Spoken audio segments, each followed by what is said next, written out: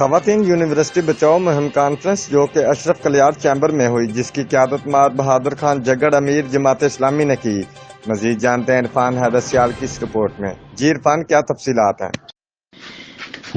جی بالکل، خواتین یونیورسٹی بچاؤ مہم کانفرنس جو کہ اشرف کلیار چیمبر میں ہوئی، جس کی قیادت میں مار بہادر خان جگڑ امیر جماعت اسلامی نے کی۔ ان کا کہنا تھا کہ ہائر ایجوکیشن کمیشن نے پاکستان کے پسماندہ اور کم ترقی یافتہ علاقوں میں طالبات کی اعلیٰ تعلیم کے لیے مختص فنڈ میں سے 793 روپے کی گرانٹ سے جنگ میں سب campus Lahore college women university جنگ کی تعمیر کا منصوبہ بنایا، جو کہ چنیوٹ روڈ جنگ پر 81 کنال کے ایک احاطہ میں واقع ہے۔